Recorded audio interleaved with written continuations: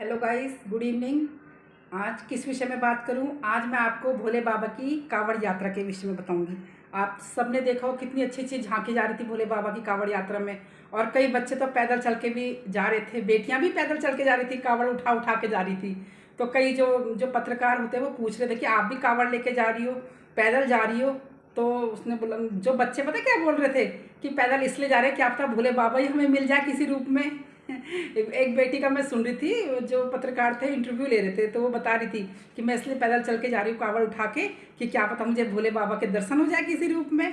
तो जो सच्ची श्रद्धा होती है इंसान के अंदर ना, तो बच्चों के अंदर भी मतलब श्रद्धा होती है, बेटियों के अंदर भी।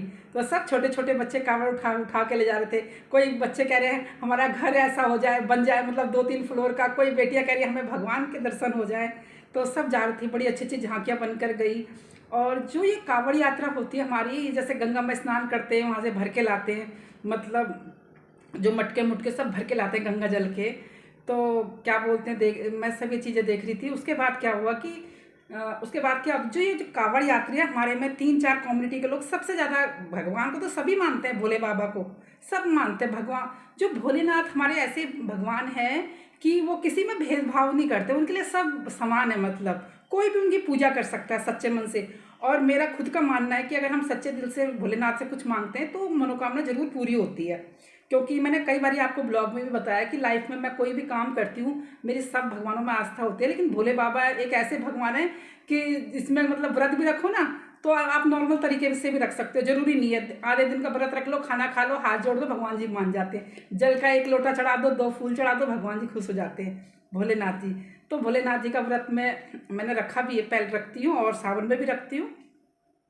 तो ये सब चीज़ें मैं देख रही थी। और जो भोले बाबा का है, जैसे हमारे वाल्मीकि समाज हो गया, हमारा जाट कम्युनिटी का समाज हो गया, हमारा गुजर समाज हो गया, हमारा यादव समाज के लोग हो गए, तो ये सब, इन लोगों में बहुत आस्था है।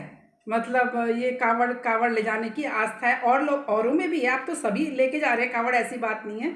सभी कावड़ कावड़ लेके जाते हैं, गंगा स्नान करते हैं, ठीक है। तो भोले जो भी है लेके जाते हैं। लेकिन ये जो मतलब बहुत मानते हैं कांवड़, या मतलब या किसी की कोई मन्नत रहती है, पूरी हुई रहती है, तो कांवड़ लेके जाते हैं। हमारे पड़ोस में भी रहते हैं, यहाँ गांव के लोग हैं, तो वो भी जा रखे हैं, मतलब कांवड़ यात्रा लेके, क्योंकि वो जाते हैं, मतलब अब कोई चीज़, कोई मनोकामना पूरी होती है भोलेनाथ से तो जाते हैं, मतलब वो। तो ये सब चीज़ें कांवड़ यात्रा में देख रही थी। छोटे छोटे बच्चे जा रहे हैं, कांवड़ उठा उठा के जा रहे हैं। तो मतलब कितना, मतलब सबका अपना अपना होता है। तो जैसे दिल्ली में हो गया, हरियाणा हो गया, यूपी हो गया, ये जगहों पे बहुत ज़्यादा कांवड़ का है, मतलब कांवड़ लेके जाते हैं बच्चे इन जगहों पे। राजस्थान से भी आते हैं, या हरियाणा से भी आते हैं, और हमारे दिल्ली का हो गया, यूपी का हो गया, तो बहुत मानते हैं भोले बाबा को। और अभी हमारे सावन चल रहे हैं भोले बाबा के, तो इसमें हम क्या करते हैं, लहसुन प्याज नहीं खाते। जैसे भोले बाबा के सावन चलते हैं तो इसमें हम लहसुन प्याज नहीं खाते, नॉर्मल जीरे के तड़के का खाना लगा के खाते हैं। और उसके बाद थोड़े दिन बाद, अगले कुछ टाइम बाद नवरात्रे भी शुरू हो जाएंगे माता रानी के। तो अभी कांवड़ यात्रा चल रही है। तो ये सब चीज़ें मैं देख रही थी इंस्टाग्राम पे। और कल मिलती हूँ मैं आपको नए ब्लॉग में। Okay, bye, Tata.